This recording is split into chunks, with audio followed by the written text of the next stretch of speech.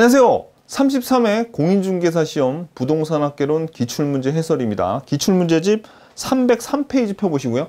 자, 1번 토지의 정착물에 해당하지 않는 것은 이렇게 나왔는데, 자, 우리 지금 정착물에 대한 문제를 왜 내냐면 부동산의 정의가 토지와 그 정착물이 부동산 아닙니까? 그죠? 근데 정착물을 크게 두 개로 나눌 수가 있습니다. 독립정착물과 종속정착물 요 두 개로 나눌 수 있는데, 독립정착물은 뭐예요? 그렇죠. 요 토지와 별개로 이 정착물의 소유권이 인정이 되는 걸 독립정착물이라고 그러고, 종속정착물은 그냥 토지에 딸려 있는 거예요. 그래가지고 토지를 팔면 같이 딸려서 팔리는 거야. 근데 요 독립정착물은 토지를 팔 때 토지는 토지대로 사고 여기에 있는 독립정착물의 값도 따로 지불을 해야 됩니다. 그러니까 이런 거죠. 자, 여기 독립정착물의 대표가 건물이에요, 건물. 그러면은 요 토지를 살 때 토지만 사면 안 되고 건물 값도 내야 돼. 건물의 가격도 같이. 근데 만약에 여기에 나무가 심어져 있잖아요, 나무가. 근데 이게 무슨 명인 방법도 아니고 등기가 안 돼 있으면 토지를 사면은 나무 값은 따로 지불할 필요가 없이 토지가 살 때 나무는 저절로 딸려 들어와요. 그런 걸 우리가 종속 정착물이라 그래요. 자, 근데 그래서 독립 정착물의 대표가 건물이고요. 방금 전에 설명드린 수목이라던가 미분리 과실이 뭐예요? 이게 나무가 있는데 여기에 아직 따지 않았어.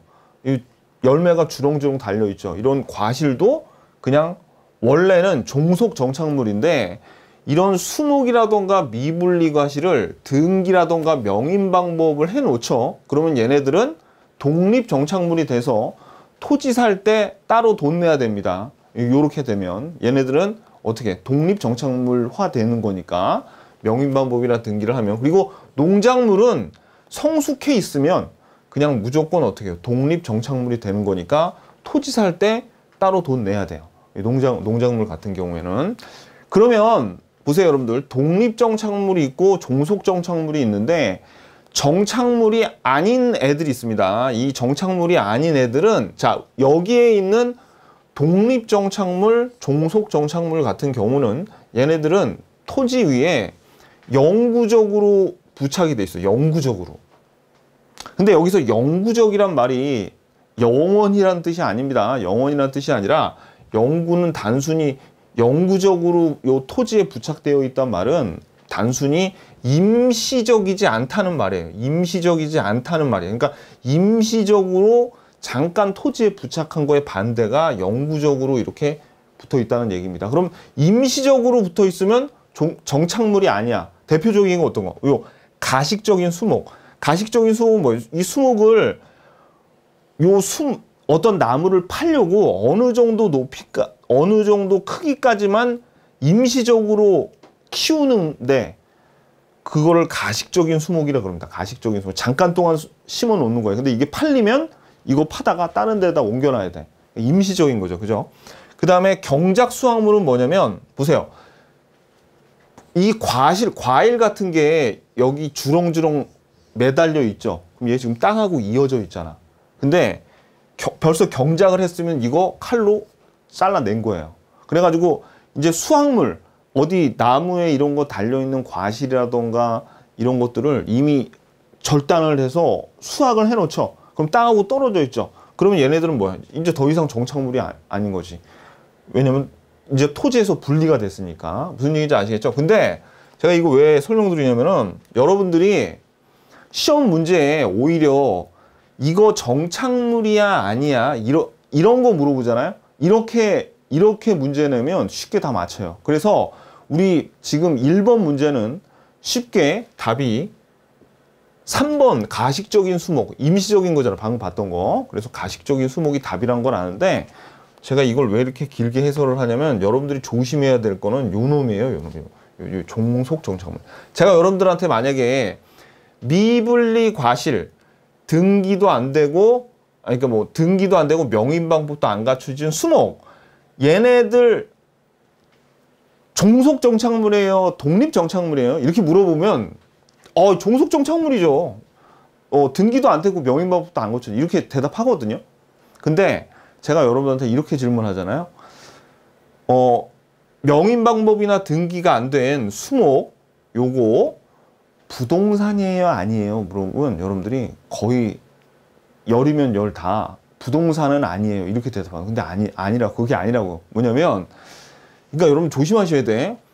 독립정착물하고 종속정착물하고 어떤 차이가 있다 그랬어요? 그렇지. 얘는 그냥 따로 소유권이 인정이 되는 애들이고 얘는 땅에 그냥 땅이 팔리면 저절로 같이 팔리는 애들이야. 그냥. 근데 얘네들도 부동산이라고요. 이걸 중요해. 그러니까 여러분들은 부동산이라고 하면 자꾸 독립정착물만 부동산으로 생각하시는데 그게 아니에요.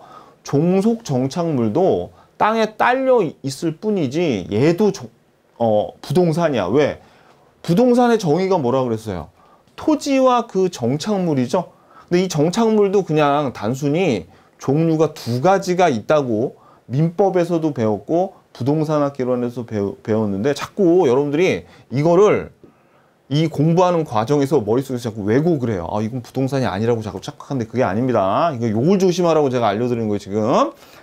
요 종속 정착물도 독립 정착물은 아닐지라도 정착물이잖아요.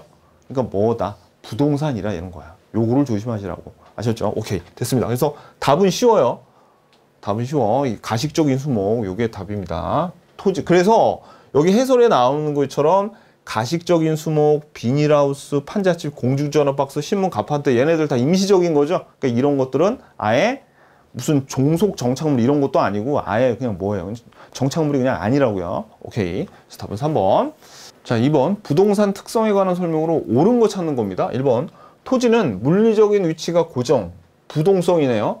고정되어 있어 부동산 시장이 국지화된다. 맞죠? 그러니까 답이 그냥 1번이겠네요. 그죠? 자, 근데 시험장에서 여러분들이 옳은 거 찾는데 이렇게 1번의 답이 나오잖아요. 그러면 여러분들이 나머지 한번 살펴보셔야 됩니다. 근데 만약에 틀린 거 찾으라고 하는데 1번에 이렇게 확실하게 틀린 게 나왔다? 근데 안 봐도 돼요.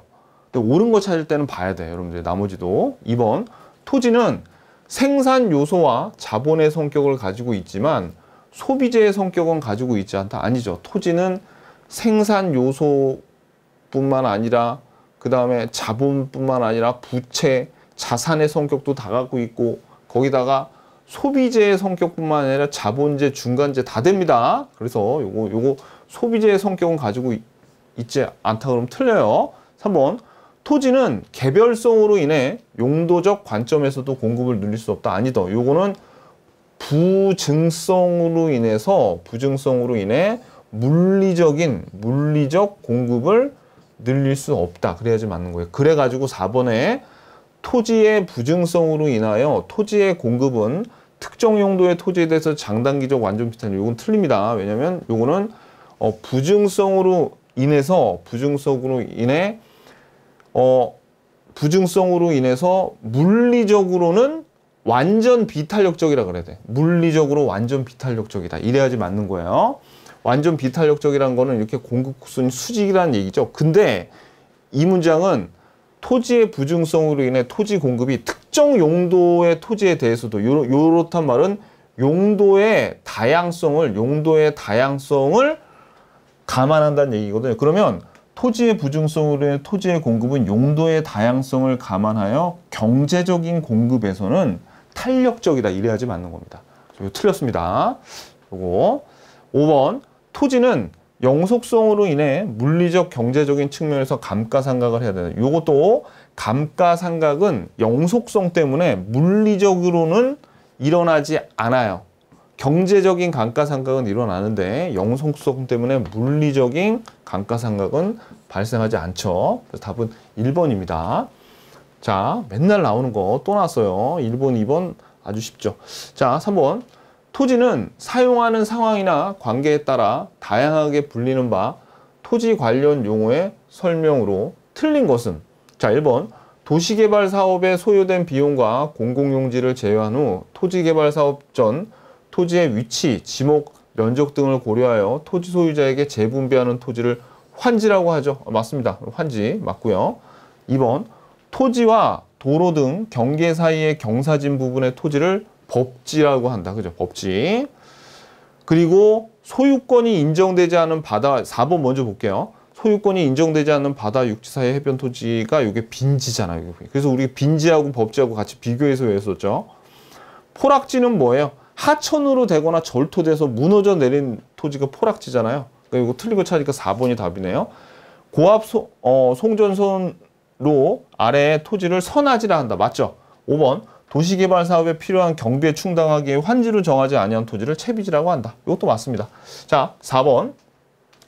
이 4번 문제가 제가 보기엔 이게 하자가 좀 있어요. 이의 신청이 받아들여지지 않았는데 한번 요 기억번이 제가 보기에 요거 좀 이상한데 이의 신청이 받아들여지지 않았기 때문에 이거는 나중에 우리가 한번 좀 봐야 됩니다. 나머지 좀 볼게요. 나머지. 자, 신규주택 시장에서 공급을 감소시키는 요인을 모두 고른 것은 이렇게 나왔죠.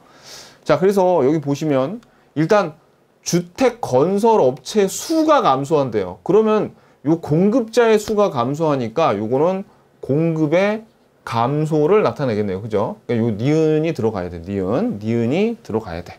니은. 3번 하나밖에 제거를 못했어. 이런. 자, 디귿번. 주택 건설용 토지의 가격이 하락이면은 요 토지는 주택을 건설하는데 생산 요소, 즉 원재료가 되는 거죠.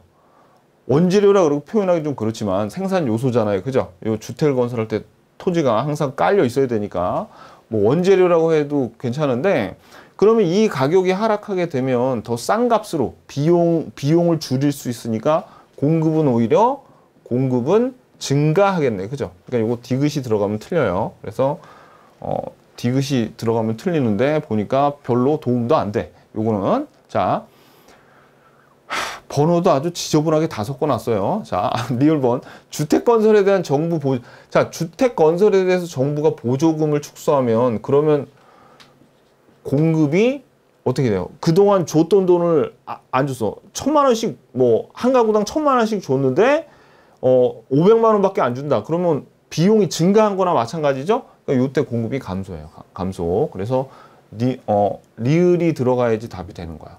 리을이 들어가는 게 또 3개라서 요거 하나가 제거가 됩니다. 미음.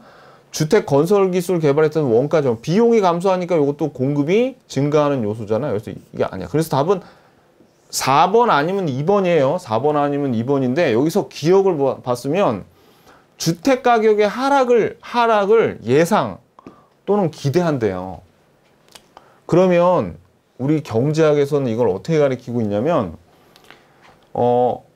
수요자와 공급자의 입장에서 수요자 입장에서는 어떤 상품의 가격이 하락할 거를 예상하잖아요. 그러면 어떻게 하냐면 이거 더 떨어지면 사야지. 지금 가격이 막 하락하고 있으니까 이거 가격이 더 떨어지면 사야지 하고 오히려 수요는 증가합니다. 근데 공입이 뭐야? 공급 같은 경우에는 가격이 하락하면 상품의 가격이 하락하면 공급자 입장에서는 어떻게 하냐면 가격이 더 떨어지게 빨리 팔아야지 해가지고 공급이 증가하거든요. 그래서 여러분들 이걸 알아야 된다고. 이거. 근데 이 문제에서는 여기가 무슨 신규 주택 시장이기 때문에 이 출제위원 이건 제가 그냥 출제위원이 이렇게 생각을 한 것 같아요. 신규 주택에서는 주택 가격이 하락할 것 같으면은 오히려 공급자들이 착공량을 늘리게 된다. 그래서 공급량이 줄어들 것이다. 이렇게 생각을 하신 것 같아. 근데 사실은 여러분들이 이거를 기억하는 것보다 이거를 기억하셔야 됩니다. 이거 이렇게 알아야 돼요. 이게 정상이야, 이게. 그래서 앞으로는 이런 문제는 안 나올 것 같아요. 비정상 쪽에서 이의신청에서 안 받아. 근데 이렇게 기출문제로 나왔고 이의신청도 안 받아들여졌기 때문에 혹시나 또 출제위원 중에 한 명이 미쳐가지고 기출문제를 대충 이렇게 참고해서 보다가 이것과 유사한 문제를 만약에 내잖아요. 그럼 이건 따로 외워야 돼. 근데 우리가 그 이론 강의 시간에 제가 이대로 말씀드렸잖아요. 어떻게? 그렇죠. 가격이 하락하는 거를 공급자가 기대하면은 공급은 오히려 증가한다. 이렇게 배웠잖아. 이게 맞다니까. 이거를 기억해야 돼요. 근데 시험엔 다시는 안 나오겠지만 혹시나 신규 주택 시장에서 주택 가격 하락을 기대하면 공급 감소로 그렇게 따로 암기를 해야 돼. 선생님 따로 잘 암기가 안 되는데 아이 그럼 하지 마요. 이런 문제는 안 나올 겁니다. 자, 이걸 기억하는 게 더 중요해요. 이걸 이 신청이 안 받아들여진 게 제가 보기에는 이상합니다. 자, 5번 보겠습니다. 요거는 자, 우리 여기서 한번 볼게요. 일단 오피스텔 시장의 수요의 가격 탄력성이 0.5래요. 그리고 오피스텔의 대체재, 여기서 대체재라는 것도 주어졌죠. 아파트 가격에 대한 교차 탄력성은 0.3이고, 그리고 탄력성 3개, 수요의 소득 탄력성이 얼마냐를 물어보는 거예요. 그럼 우리가 탄력성 3개를 여기서 다 써먹어야 돼요. 근데 여기서 뭐라고 주어졌냐면, 오피스텔의 가격하고, 오피스텔 수요자의 소득하고, 아파트의 가격이 5% 상승했답니다. 그러면 자 보세요. 우리가 여기 위에 본 가격 탄력성, 교차 탄력성, 소득 탄력성이 있는데 한꺼번에 주어졌어요. 가격, 소득, 아파트 가격이 5%씩 상승했으니까 분모는 모두 다 플러스 5잖아요. 그죠? 플러스 5야. 분모는. 근데 얘네들이 공통적으로 뭐를 갖고 있냐면 이 식의 분자에 D1, D2, D3가 뭘 의미하냐면 그냥 어떻게? 그렇죠? 요거는 가격의 변화에 따른 오피스텔 수요의 변화율, 여기는 아파트 가격의 변화에 따른 오피스텔 수요의 변화율이 D2, 그 다음에 여기는 소득이 변함에 따라서 바뀌는 오피스텔 수요의 변화율이 D3로 놓은 거예요. 그래서 이 문제는 뭘 물어보냐면 여기 있는 분자들이 다 오피스텔 수요의 변화율이니까 D1 더하기 D2 더하기 D3가 전체 수요량의 변화율이 1%랍니다. 그죠? 그래서 우리가 궁극적으로 구하고자 하는 거는 X, 즉 소득 탄력성을 구해야 되는데 D3를 알려면 D3를 구해야지 X가 구해져요. 근데 보세요. D1이랑 D2는 여기 탄력성하고 요 5%를 줬기 때문에 구할 수 있어. 그래서 여기 탄력성 0.5 주어졌죠. 0.5 주어졌는데 여기서 조심하셔야 돼. 여기서 2.5가 나와요. 2.5%가 나오는데 가격 탄력성이니까 여기가 양수면 여기는 음수겠죠. 그래서 요 D1은 마이너스 2.5%예요. D2는 자 여기서는 교차 탄력성인데 얘 대체제라 그랬죠? 대체제니까 얘가 플러스니까 얘도 플러스가 되겠네. 그래서 부호를 준 겁니다. 그래서 요거는 5, 3, 15니까 1.5예요. 1.5% D2가. 그러면 D3는 어떻게 구하느냐? D3는 얘는 양수야. 왜? 여기 정상제라고 했어요. 양수죠. 그 양수고 요거랑 더하면 이제 플러스 1%니까 요거를 마이너스 1%니까 요거를 1로 넘기면 어떻게 되냐면 2%가 되겠네요. D3는 2%가 되는 거죠. 그래서 D3 여기다 2%를 놓으면 요 2%가 정상제니까 양수죠. 그러니까 요걸 나누면 얼마가 나냐면 0.4가 나오는 겁니다. 0.4. 그래서 수요의 소득 탄력성은 0.4가 나오는 거예요. 그래서 여러분들이 이 탄력성이 보통 2개인데 이번 시험엔 3개를 가지고 구하는 문제가 났죠. 이 경우에는 분자가 얘네들이 뭐예요? 그렇지. 이 분자들이 뭐라는 거야? 수요의 변화율이 다 공통적으로 들어갔다는 사실을 알아야 돼. 그래서 항상 이거를 가지고 문제를 풀게끔 나오죠. 우리 연습 엄청 많이 했어요. 그죠? 자, 그 다음에 6번 A지역 단독주택 시장의 균형 가격과 균형 거래량의 변화에 대한 설명으로 옳은 것은 자, 그래서 수요 곡선은 우하향하고 공급 곡선은 우상향한다. 이게 정상적인 형태고 수직이나 수평은 없다는 얘기네요. 그죠? 자, 1번 수요가 불변이고 공급이 감소하는 경우 자, 지금 수요가 불변이죠. 공급이 감소한대요. 그러니까 불변인 거는 우리가 따질 필요 없어요. 공급이 감소하니까 먼저 양부터 보자고요. 공급이 감소하면 양도 감소해야지. 양은 감소. 맞고. 근데 공급이 감소하니까 가격은 상승해야 되죠. 그러니까 틀렸네. 2번. 공급이 불변이고, 이것도 공급은 따질 필요 없어요. 수요가 증가한대요. 그러면 양도 증가해야 돼. 양은 감소. 그러니까 여기서 틀렸네, 그냥. 자, 3번은 수요와 공급이 동시에 증가하죠. 그럼 우리가 여기 수요, 공급이 있고, 그 다음에 양을 먼저 따져야 되고, 그 다음에 가격을 봐야 되죠. 근데 지금 동시에 증가한다니까 수요 증가, 공급 증가니까 양은 증가하고, 양이랑 가격 중에 하나를 알면 이거는 알 수 없음이 나오잖아요. 그죠? 그래서 거래량이 증가하는 건 맞는데 균형 가격은 알 수 없다 그래야지. 상승이라고 하면 틀리죠. 오케이. 4번. 수요와 공급이 동시에 감소하고 자, 근데 지금 4번하고 5번 같은 경우에는 동시에 감소를 하는데, 그러니까 이걸로 따지는 게 아니라 수요의 감소폭이 공급의 감소폭보다 더 크죠. 그러면 이 경우에는 그냥 곡선 하나만 움직이면 뭐가 뭐보다 더 크게 상승했다. 뭐 이런 표현이 나오면 수요의 감소폭이 공급의 감소폭보다 더 크니까 공급의 감소는 생각 안 해도 돼요. 수요의 감소만 보면 된다. 그럼 수요가 감소하게 되면 어떻게 됩니까? 양은 어떻게 돼? 양은 감소하죠? 그죠? 그러면 가격은 어떻게 돼? 가격도 하락하게 되겠죠? 가격 하락. 그러니까 답은 4번이네. 그죠? 자, 여기도 수요가 증가하고 공급이 감소하는데 수요의 증가폭이 공급의 감소폭보다 더 크다니까 공급의 감소는 생각할 필요 없어요. 수요의 증가만 보면 돼. 양을 먼저 보면 양은 감소하다니까 틀렸네. 양은 증가해야지.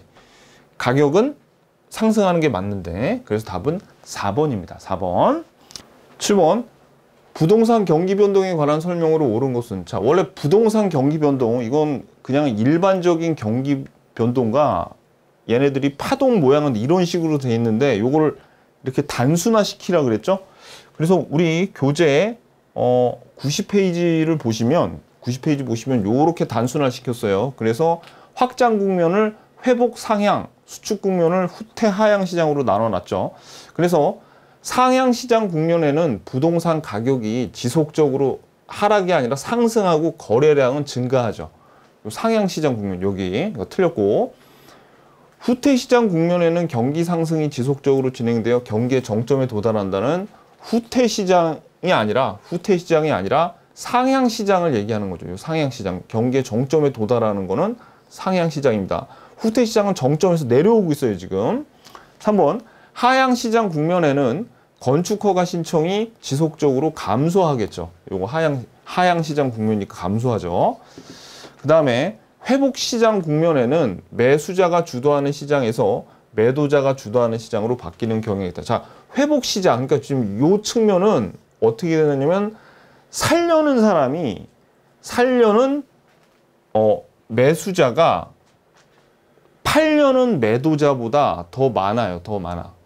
그러니까 누가 더 유리해? 살려는 사람은 많은데 팔려는 사람은 희소하니까 매도자가 중시되는 매도자 시장 또는 매도자가 주도하는 시장이 됩니다. 그래서 요 도자를 따서 요렇게 올라가는 쪽에서는 매도인이고 내려가는 쪽은 요렇게 된다 그랬죠. 매수인. 자, 그래서 매도자 시장으로 바뀌는 경향이 있다. 그러니까 4번이 맞습니다. 5번.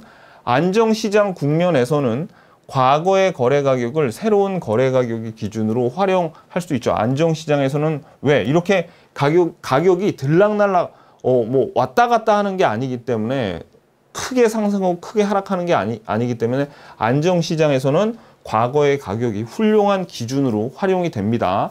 그래서 참고적으로 말씀드리면 이 안정시장인 것은 요 4국면에 들어가지 않아요. 요 회복 상향 후퇴 하향 시장에 들어가지 안정시장은 4국면에 들어가지 않는다. 요거까지 알아두셔야 됩니다. 그래서 답은 4번이고요. 자, 그 다음에 8번. A지역 아파트 시장에서 공급은 변화하지 않고 수요가 다음과 같이 변할 때 이 경우 균형 가격과 균형량의 변화는 이라고 나왔는데 여기 보시면 수요가 변했는데 여기 보면 다 상승 증가 다 상승 증가죠. 이걸 봐서는 수요량이 그러니까 기억이니까 가격이잖아요. 가격은 다 상승했고 균형 거래량은 다 증가했죠. 그러니까 수요가 증가했구나. 이 정도는 우리가 알 수 있어요. 그래서 이 문제는 뭐 되게 간단합니다. 그냥 한 문제 맞으라고 준 거예요. 요 변하기 전의 수요 함수와 공급 함수를 연립방정식표로서 균형 가격과 균형 거래량을 구해. 그 다음에 이번에는 변화 후의 수요 곡선과 변화 전에 요 공급 함수 두 개를 어떻게 해요? 연립방정식은 풀면 되죠? 자, 좀 답답하니까 넓은 곳에서 한번 풀어보자고요. 요거. 그래서 지금 우리가 뭐냐면 요거 요 놈하고 요 놈하고 연립방정식을 풀고 요 놈하고 연립방정식을 풀어야 돼요. 자, 그럼 한번 먼저 방정식부터 한번 풀어보자. 얘하고 이게 지금 이게 어떻게 된 거냐면 이거예요. 지금 그림을 그릴 필요는 없는데 한번 그려보자. 공급 함수는 이렇게 변화가 없는데 수요 함수가 그러니까 공급 함수는 변화가 없는데 수요 함수가 지금 어떻게 됐냐면 이렇게 D1에서 이쪽으로 이렇게 D1에서 D2로 옮겨갔어요. 그래서 먼저 우리는 이 두 개의 연립방정식을 푼다는 게 뭘 의미하냐면 처음에 만난 자리가 여기죠. 여기에서의 요 Q1하고 여기에서의 P1을 먼저 구해야 돼. 그런 다음에 이제 수요 곡선이 이쪽으로 옮겼으니까 여기에서 Q2하고 여기에서의 가격 P2를 구해서 얼마만큼 변했는지를 구하는 게 문제입니다. 그러면 우리가 요 자리 처음에 요 수요 곡선과 요 공급 함수가 처음 만나는 여기에서의 균형 거래량과 균형 가격을 먼저 구하자고요. 그럼 얘네들을 어떻게 연립방정식을 풀면은 균형점에서는 요 놈과 요 놈이 같아야 되죠. 그러니까 120-2p는 2p-20이에요. 그럼 요 놈을 1로 넘기고 이 놈을 1로 넘기면 140은 4p가 돼서 p는 35가 됩니다. 그럼 P35를 여기다 집어넣든 어떻게 나오냐면 35를 여기다 집어넣으면 70이니까 120에서 70 빼면 50이죠. 50. 그래서 Q는 50이 됩니다. Q는 50. 이렇게 나오고 그 다음에 이제 여기서 이제 요 Q가 뭐가 나온 거예요? Q가 50이 나오고 P가 얼마가 나오냐면 35가 나온 거죠. 이렇게. 그럼 이제 여기에서의 균형 거래량과 여기에서의 P를 구하자. 자, 구하면 이건 어떻게 구하냐면 이렇게 구하는 거예요. 자, 요 놈하고 또 연립방정식을 구하면 얘네들이 이 균형점에서는 이놈하고 같죠. 그래가지고 어떻게 120-2분의 3p는 2p-20 이렇게 돼요. 그러면 요 분모를 없애려고 양변에 2를 곱해주면 240-3p는 4p-40 이렇게 되죠. 그래가지고 요 놈을 1로 넘기고 얘를 1로 넘기면 280분의 7p 이렇게 되죠. 그래서 76이 27 73 21 74 28 74 28 그래가지고 p는 40이 나와요. 40. 그리고 P가 40이 나오니까 여기다 집어넣던 여기다 40을 집어넣으면 되는데 여기는 분수가 있으니까 헷갈릴 거 아닙니까? 그러니까 여기다 집어넣는 게 아니죠. 4, 2, 8, 80에서 20 빼면 60이 되는 거예요. P는 60이 되는 거예요. 60. 그래가지고 여기가 40이고 여기가 60이죠? 그러니까 어떻게 되는 거예요? 가격은 5만큼 상승하고 요 균형 거래량은 10만큼 증가했네요. 그죠? 그래가지고 답이 뭐가 나오냐면 2번이 됩니다. 2번. 자, 9번 307페이지입니다. 부동산 시장에 관한 설명으로 틀린 것은 1번. 부동산 시장에서는 정보의 비대칭성으로 인해 부동산 가격의 왜곡 현상이 나타나기도 한다. 자, 여기서 정보의 비대칭성이 뭡니까? 정보의 비대칭성은 이런 거예요. 물건을 팔려는 매도인이 있고 물건을 사려는 매수인이 있는데 보통은 물건을 팔려는 매수인 쪽이 그 부동산이나 상품들을 갖고 있었고 현재의 소유자이기 때문에 정보가 매도인은 되게 많죠. 매수인은 정보가 되게 한정적으로 적단 말이에요. 그러면 얘가 갖고 있는 정보의 크기와 얘가 갖고 있는 정보의 크기가 서로 차이가 나기 때문에 대칭적이지가 않고 정보가 비대칭적이라는 거죠. 한쪽이 더 정보를 더 많이 알고 있다는 얘기예요. 그러면 어떻게 해요? 아무래도 가격에서 소위 이 매도인이 바가지를 씌우기가 쉬워서 부동산 가격이 왜곡 현상이 잘 나타난다는 얘기입니다. 맞습니다. 2번, 부동산 시장은 장기보다 단기에서 공급의 탄력성이 큽니까? 벌써 여기서 틀렸죠? 장기가 단기보다 더 가격 탄력성이 커요. 그래서 장기 수급 조절이 용이하죠. 탄력성이 클수록 더 용이하니까. 3번, 부동산 시장은 규모, 유형, 품질 등에 따라 세분화되고 지역별로 구분되는 특성이 있다. 개별성과 부동성 때문에 세분화된다. 맞고요. 4번, 부동산 시장에서는 일반적으로 매수인의 제한 가격과 매도인의 요구 가격 사이에서 가격이 형성된다. 그러니까 일반적으로 매수인은 싸게 살려 그러고요. 매도인은 비싸게 살려 그러죠. 그러다 시간이 지나면 얘는 점점 낮아지다가 결국 요 사이에서 가격이 형성된다는 너무나 당연한 얘기입니다. 5번, 부동산 시장은 불안정 경쟁 시장이라 하더라도 할당 효율적일 수는 있죠. 그래서 우리가 여기서 중요한 포인트가 뭡니까? 투기는 시장이 불안정 경쟁 시장이 이래서 나타나는 게 아니라 그 원인이 할당 효율적이지 않기 때문에 투기가 발생한다. 얼마나 많이 봤습니까? 그죠? 그 문장이 문제로 나왔어요. 그래서 틀린 거 찾으니까 답은 2번입니다. 2번. 자, 그 다음에 10번. 자, 이게 또 허프의 모형에 대해서 옳은 것을 모두 고른 것은. 자, 요거는 먼저 이의 신청이 받아들여진 니은번을 좀 봐야 되는데, 요게 우리 허프의 모형이 왜 이게 허프의 모형이 어떻게 생겼어요? 이런 거죠. 여기 어떤 상점이 있는데 고객들이 여기에 올 확률이, 고객들이 요 상점을 선택할 확률이 있습니다. 그 확률을 계산을 해 봤더니 거리의 마찰 개수 거듭제곱의 크기 또는 면적, 요거라는 얘기예요. 근데 지금 이 문장은 니은번은 해당 매장을 방문하는 고객의 행동력은 방문하고자 하는 매장의 크기에 비례하고 분자에 있으면은 비례해, 분모에 있으면 반비례하긴 했는데, 봐봐요. 매장까지의 거리에 반비례한다 이래가지고 이의신청을 걸었어요. 왜 이의신청을 걸었냐면, 이거를 정확하게 표현하려면 매장까지 거리의 거듭제곱 승에 반비례한다 이렇게 했어야 돼. 그러면 이 문장은 뭘 의미하냐면 단순히 그냥 이것만 의미했던 거예요. 저 문장은 거리분의 크기다. 거리분의 크기, 요거를 의미한다. 그래서 이렇게 단정적으로 얘기했기 때문에 거리분의 크기이다. 이게 아니잖아요. 왜? 정확하게 하려면 마찰계수 승에 반비례한다. 이렇게 했어야지. 그래서 요게 틀린 건데 맞는 걸로 돼 있어가지고 이의 신청이 받아들여서 모두 정답 처리가 됐습니다.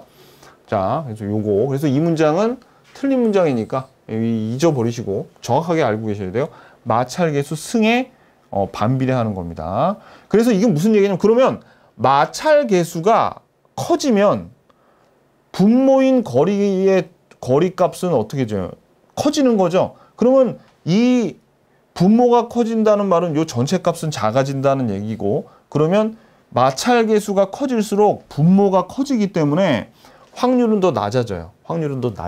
이 상점에 올 확률이 더 낮아집니다. 그러니까 크기가 크면, 분자가 크면은 확률이 높아지는 거고, 이 상점에 올 확률이 높아지는 거고, 거리가 멀어지고 또는 이 거리에 붙어 있는 마찰계수가 커지면 이 상점에 올 확률이 낮아진다는 얘기예요. 그래서 어떤 매장이 고객에게 주는 효용이 클수록 그 매장의 고객들에게 선택될 확률이 더 높아진다는 공리의 바탕을 두고 있는데, 이건 어디에서 실현이 되냐면, 크기하고 거리 이외에 다른 요인들이 있죠. 이거를 마찰계수에 다 감안을 해놨어요. 그래서 효용을 크게 준 걸일수록 마찰 계수가 작아져.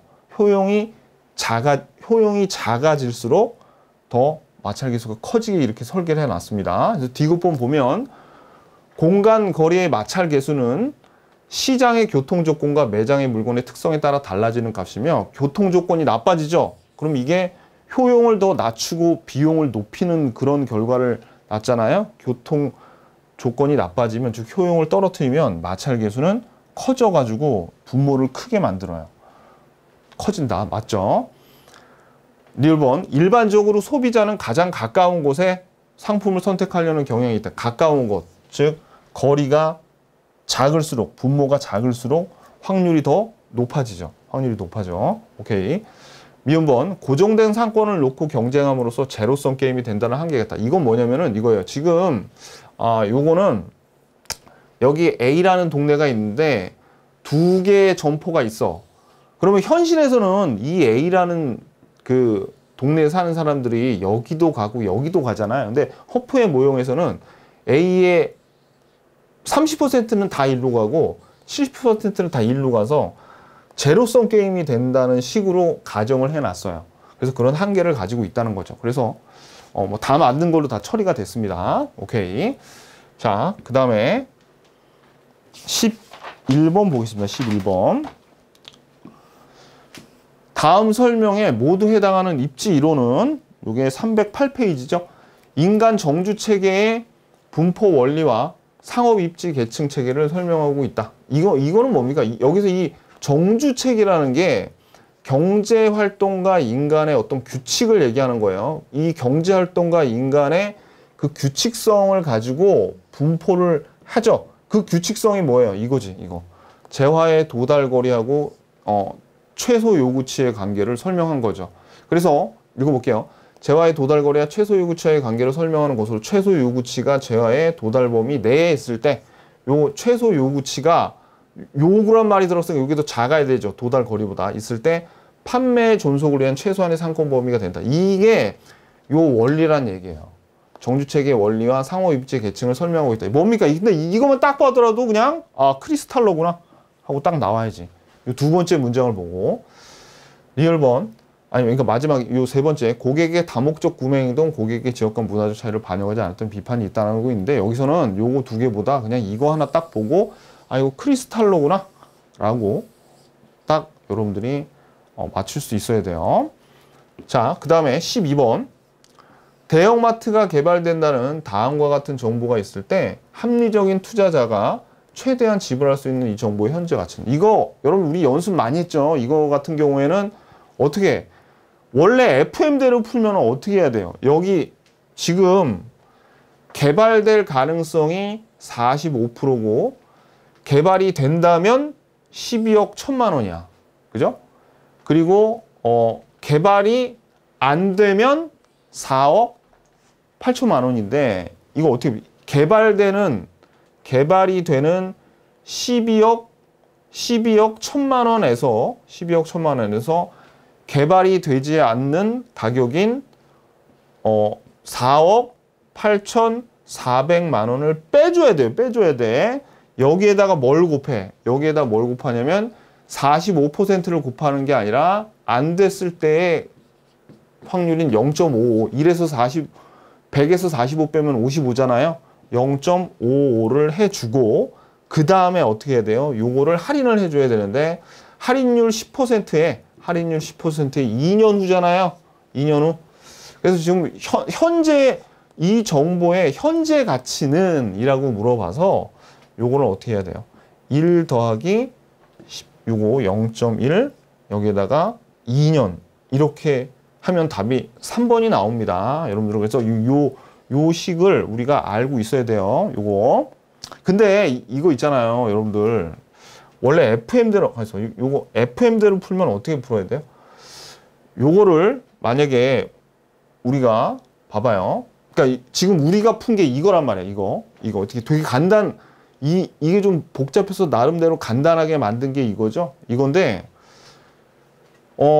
그냥 안 봐도 돼. 이제 여러분들 그냥 바로 13번으로 넘어가도 되는데 여러분들한테 그동안은 제가 그 이론 강에서는 이거 설명을 안 드려요. 왜 식이 이렇게 나오는지 설명을 안 드리는데 한번 설명을 드려볼게요. 근데 듣기 싫으면 안 들으셔도 돼. 왜냐면 이론 강에서도 이건 안 하고 그냥 외우는 게 사실 속 편하거든요. 그냥 머릿속에 생각하지 말고. 근데 원래 이걸 FM대로 풀면, 자, 이거 복잡하니까 이렇게 하자고요.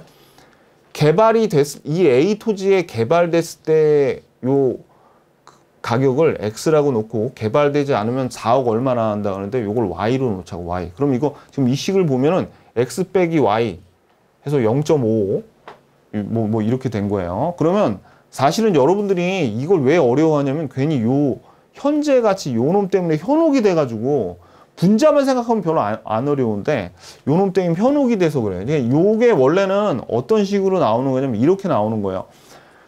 지금 우리가 구하고자 하는 이 정보의 가격은 현재 가치 말고 그냥 현재 가치 말고 정보의 가격을 어떻게 구하냐면 이렇게 구합니다. 얘가 100% 만약에 개발이 되면 12억 1천만 원이죠. X란 말이에요. X. 이게 100% 개발이 됐을 때의 가격이 X. 요 12억 1천만 원이에요. 근데 개발이 안 됐을 때의 가격은, 정보의 가격은 얼마냐면 이거란 말이야. 정보의 가격은 요게 X 곱하기 요게 0.45죠. 0.45 요거 더하기 요 4억 8천 Y 곱하기 0.55. 왜 0.55예요? 얘는 개발될 가능성이 없다고 보니까 요거예요. 그러면 이 정보의 가격이 100% 됐을 때의 요 가격에서 요 개발될 확률이 45%가 됐을 때의 기대값을 빼줘야 돼. 그래서 여기에서 요걸 이렇게 빼줘야 되거든요. 그럼 이거 한번 계산해봐요. 이거에서 이거 빼면 어떻게 돼? X 곱하기 0.55 요게 빼기로 변하지. 빼기 Y 곱하기 0.55 이렇게 되는 거예요. 그럼 이거를 뒤로 빼면 어떻게 돼? X 마이너스 Y 0.5 이렇게 되죠. 그래서 분자가 그래서 이렇게 나왔다고요. 이렇게. 그러니까 이 식이 괜히 이렇게 나온 게 아니라 다 식을 나열해 보면 이렇게 유도가 되게 돼 있어요. 그런 다음에 이제 가격을 구해서 요건 그냥 단순히 할인을 했을 뿐이에요. 그래서 여러분들이 요 식을 암기할 때 제가 이걸 왜 보여드렸냐면 요게 마이너스가 되는 거를 좀 더 인상적으로 보라고 제가 아까 마이너스를 강조했죠. 이게 중간에 마이너스라고. 그리고 요 확률은 뭐예요?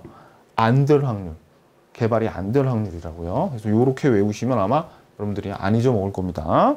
자, 13번. 다음 설명에 모두 해당하는 것은 서로 다른 지대 곡선을 가진 농산물들이 입지 경쟁을 벌이면서 각 지점에 따라 가장 높은 지대를 지불하는 농업적 토지 이용에 관한 토지가 할당된다. 우리가 농업 입지론에서 튀넨의 위치지대선 하나 배웠죠. 그러니까 그냥 답이 이거 1번이에요. 이 농작물 지대 곡선 이런 것들 나오면. 그래서 농산물 생산 활동의 입지 경쟁 과정에서 토지 이용이 할당이 되는데 이때 가장 높은 지대를 내는 그 입찰지대, 요 입찰지대의 가장 높은 지대를 내는 쪽에 토지 이용이 할당되죠. 자, 중심지에 가까울수록 집약적인 농업이 입지하고 교외로 갈수록 조박 농업이 입지한다. 그죠? 요거 집약적으로 빽빽하게 이용을 해요. 중심지로 갈수록 멀리 갈수록 어떻게 듬성 이용한다. 조박 농업에서. 그래서 답은 1번입니다. 자, 그 다음에 14번. 레일리의 소매 중력 모형에 따라 C 신도시의 소비자가 A 도시와 B 도시에서 소비하는 월 추정액은 각각 얼마인가 해서 이렇게 나오죠? 그러면 요거는 레일리라고 했으니까 아까 허프에서는 식이 어떻게 됐습니까? 허프에서는 거리에 마찰 계수가 있었잖아요. 그죠? 그리고 이 위가 크기 또는 면적 이렇게 됐었는데 레일리라는 말이 주어지는 순간 이게 어떻게 되는 거냐면 거리에서 요게 요 마찰 계수가 2라는 얘기예요. 레일리는 이거를 중력 모형, 우리 그 뉴턴 형님이 세운 그 중력은 거리의 제곱에 반비례하거든요. 그래서 요게 돼가지고 레일리란 말이 나오면 마찰 계수를 2로 해라라는 말이랑 똑같아요. 그래서 여기 보자고요. 그래서 이 문제를 한번 좀 풀어보면, 자, 여기 A 도시 인구가 5만 명이고 B 도시의 인구가 3만 2천 명입니다. 그리고 C 도시는 A 도시와 B 도시 사이에 있대요. 그럼 여기 C 도시가 있고 A 도시가 있고 B 도시가 있어요. B 도시가 있는데 얘는 인구가 5만이고 B는 인구가 3만 2천 명이랍니다. 그리고 A와 C 도시 간의 거리가 요거는 5km고요. 그 다음에 B와 C 도시는 지금 2km랍니다. 그죠? 그래서 C 도시 소비자의 잠재 월 추정 소비액이 10억 원인데 여기서 중요한 거는 C 도시의 인구는 모두 소비자이고 A, B 도시에서만 소비한대. 모두 그러니까 이 10억을 다른 문제 같은 경우에는 뭐 80%를 소비한다 뭐 이런 게 아니라 이 10억을 모두 다 소비하는 겁니다. 그러면 지금 요거는 어떻게 구해요? 요 C하고 A하고의 요 확률은 이렇게 구하는 거죠. 요거는 5 거리 제곱분의 5만이잖아요. 그죠? 그리고 요 B와 요 C 요 관계는 2의 제곱분의 3만 2천이 되는 거죠. 그래가지고 지금 요 A의 소비할 금액은 이렇게 찾는 거죠. 요게 지금 이게 뭐예요? 이게 지금 A죠. A. 요거 B잖아요. 그러니까 A 더하기 B분의 A 도시를 찾는 거니까 분자가 A가 되는 거고 요것도 A죠.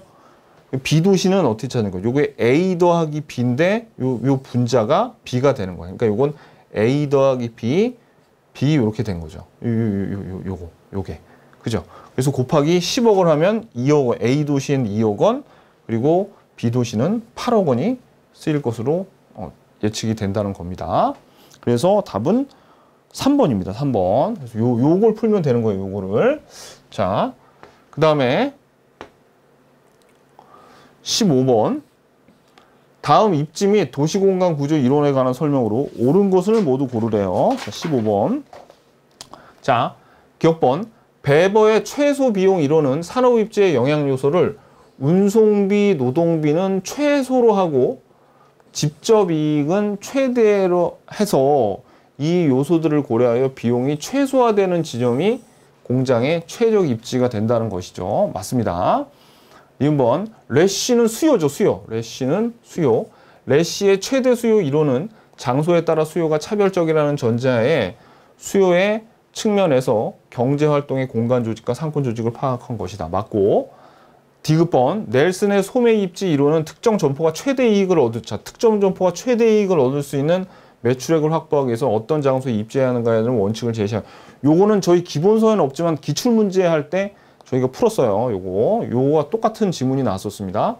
요것도 맞고 해리스와 울만이니까 요거 다핵심 이론이죠. 단일의 중심 업무 지구를 핵으로 하여 발달하는 것이 아니라 몇 개의 분리된 핵이 점진적으로 통합됨에 따라 전체적인 도시 구조가 형성된다는 거. 그래서 우리가 요거는 기억, 니은, 디귿, 리을 다 맞네요. 그래서 옳은 것을 고르라 그러면 요게 답은 5번이에요. 그래서 요 경우에는 여러분들이 좀 내용을 좀 어설프게 알고 있으면 설마 다 맞겠어? 4개? 이래가지고 쓸데없이 고민할 필요가 있어. 근데 어느 정도만 알고 있어도 이게 다 맞는다는 건 여기 나오는 지문들이 다 중요한 지문이기 때문에 이렇게 크게 어려울 건 없습니다. 여기서. 자, 그래서 여러분들이 이제, 요거는 5번이고요. 16번. 요거는 공법 문제가 하나 나왔는데, 이거는 공법을 조금이라도 아시는 분은 맞췄겠죠. 이거 도시지역은, 이건 저도 기억이 납니다. 주상공녹이죠. 녹지지역 하나밖에 없어요. 그래서 답은 1번입니다. 공법을 아예 1차만 너무 집중하시느라고 공법을 아예 모르셨으면 이건 못 풀었겠죠. 그죠? 자, 그 다음에 17번. 자, 17번 볼게요. 이것도 니치에서 나왔는데 너무 쉽죠. 이것도 부동산 투자회사 법령상 괄호에 들어갈 내용으로 옳은 것은 부동산 투자, 기업 부동산 투자회사인데 자산 운영 전문 인력을 포함한대요. 사람을 고용하는 거, 상군으로 두고 고용하는 거 자기관리 부동산 투자회사죠. 자치관리가 아니라 자기관리. 자, 그 다음에 두 번째가 위탁관리 아닙니까? 여기서 위탁한다고 여기 주어졌잖아요. 그죠? 그러니까 답이 그냥 3번이죠. 그냥 하나 맞으라고 준 거죠. 이 17번 같은 경우에는. 자, 그 다음에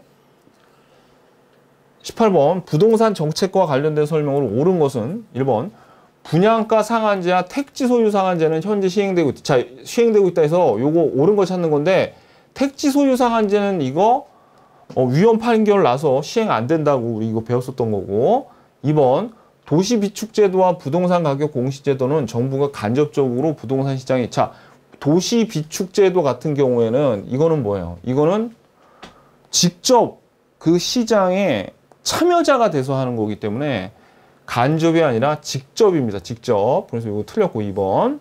3번. 법령상 개발 부담금제가 재건축 부담제보다 먼저 도입돼. 이거는 도저히 알 수가 없는 거죠. 이거 물음표 해야지. 4번. 주택시장의 지표로서 PIR은 작을수록 집 사기가 더 쉬운 거죠. PIR은 개인의 주택 지불 능력을 나타내며 그 값이 클수록 주택 구매가 더 쉽다는 의미다.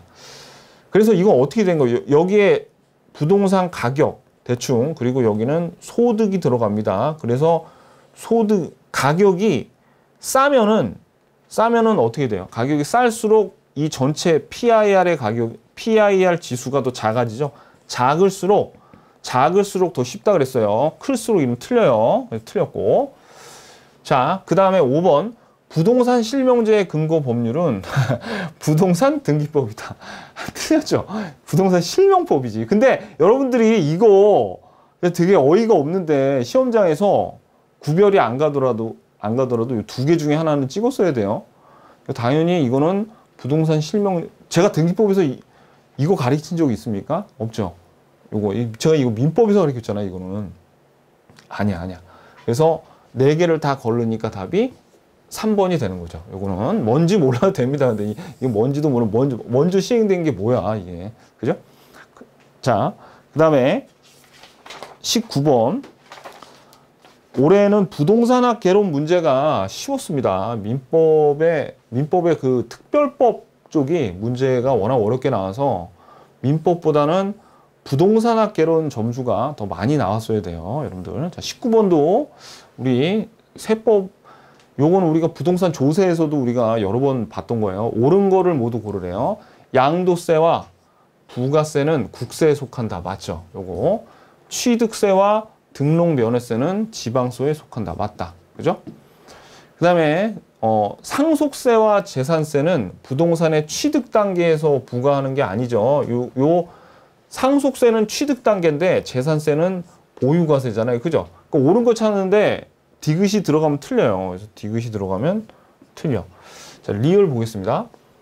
증여세와 종합부동산세는 부동산의 보유 단계에서 부과하는 건 종합부동산세지 증여세는 이것도 취득 단계에서 부과하는 거죠. 이거 틀렸지. 그러니까 리얼도 틀렸네요. 근데 요 두 개 맞잖아요. 그러니까 답은 2번. 자, 그 다음에 20번. 건축물 A의 현황이 다음과 같은 경우 건축 법령상 용도별 건축물의 종류는 자 이거 우리 요 다세대 다가구 주택을 구하는 훈련 중에서 요 봐봐요. 여기서 4개 층인 건물로 지하층은 필요 없대. 4개 층이고 그 다음에 얘네들이 쓰는데 바닥 면적의 합계가 600이니까 660 이하죠. 660 이하예요. 660 이하니까 요 경우에는 연립주택 아니면 다세대인데 660을 초과하면 연립주택이죠. 660 이하니까 이건 뭐예요? 다세대 주택입니다. 요거는 우리가 그 건축물의 종류에서 봤죠. 이건 부동산학개론에서 좀 안 냈으면 좋겠는데 계속 나니까 요게 우리 31페이지에 보면 나오는 내용입니다. 그래서 요거는 알고 계셔야 돼요. 그래서 답은 5번입니다. 자, 21번. 부동산 투자에 대한 설명으로 틀린 것은 1번. 투자자는 부동산의 자산 가치와 운영 수익의 극대화를 위해 효과적인 자산관리 운영 전략을 수립할 필요가 있다. 이건 너무나 당연한 말이죠. 근데 시험장에서는 오히려 이게 너무 당연하기 때문에 그리고 좀 생소하잖아요. 그래서 이상한데 라고 했을 수 있어요. 2번 같은 경우도 사실은 좀 이게 당연한 말인데 요게 되게 좋은 지문입니다. 이거 되게 좋은 지문인데 이게 뭐냐면 금리가 상승하면 투자자의 요구 수익률을 상승시키는 요인이다. 이렇게 나왔죠. 자, 우리 요구 수익률이 뭔지 볼까요? 요구 수익률은 무위험률에다가 무위험률 더하기 위험 할증률, 그 다음에 예상 인플레이션율 이렇게 가죠. 금리가 오르면 뭐가 올라요? 금리가 상승한다는 말은 요 무위험률이 올라간다는 얘기거든요. 우리 무위험률 뭐라고 배웠습니까? 어떤 채권 금리라던가 정기 예금 금리, 무염이 전혀 따르지 않는 그런 이자들, 그런 것들이 여기 포함되어 있다 그랬죠. 그래서 금리가 상승하면 무위험률도 올라가서 요구 수익률도 우변이 상승하니까 요구 수익률도 같이 상승시키는 요인이 되는 겁니다. 자, 3번. 동일한 투자 자산이라도 개별 투자자가 위험을 기피할수록 요구 수익률은 높아진다. 자, 위험 기피자일수록 더 많은 수익을 요구하고 그래서 요구 수익률이 높아진다 그랬죠. 위험 할증률이 커진다는 얘기예요. 요거 위험 기피자일수록 위험 할증률이 더 커져요. 그래서 맞고 4번. 민감도 분석을 통해 미래의 투자 환경 변화에 따른 투자 가치의 영향을 검토할 수 있다. 맞죠? 민감도 분석이 뭐예요? 뭔가 변했을 때 어떤 영향을 받는지, 어떤 인자가 그걸 보는 게 민감도 분석이라고 그랬죠. 그러니까 이것도 표현만 바꿨지만 맞는 표현입니다. 근데 답이 굉장히 쉬웠죠. 5번에. 수년제 가치는 투자자의 내부 수익률로 할인한대요. 택도 없는 소리죠. 수년제 가치는 요구 수익률로 할인을 해야지. 요구 수익률로 할인한 현금 유입의 현재 현가에서 현금 유출의 현가를 뺀 값이다. 그래서 답은 굉장히 쉬웠습니다. 여러분들이 1번 같이 두루뭉실한 거 2번은 여러분들이 좀 놓칠 수가 있어요. 왜냐면 이 식을 여러분들이 암기는 했겠지만 하나하나 자세히 잘 들여다보지 않는단 말이에요.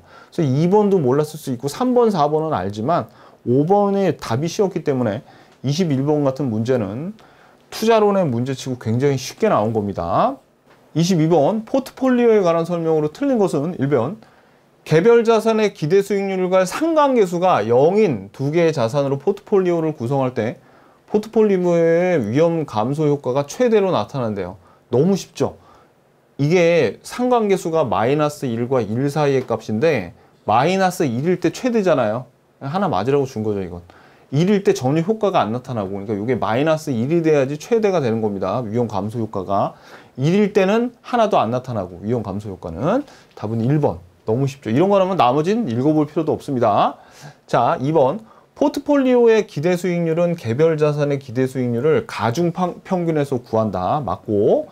자, 그 다음에 동일한 자산들로 포트폴리오를 구성하여도 개별 자산의 이 개별 자산의 투자 비중도 가중 평균 값이거든요. 그래서 포트폴리오의 기대 수익률과 분산이 다르게 나올 수 있어요. 맞고. 4번. 무차별 곡선은 투자자에게 동일한 효용을 주는 수익과 위험의 조합을 나타내는 곡선이다. 이게 무차별 곡선의 정확한 정의인데 여기서 포인트는 무차별하다는 게 효용이 차별이 없이 동일하다는 뜻이에요. 요거. 그래서 동일한 효용이 여기서 제일 중요합니다. 이 문장 중에서는.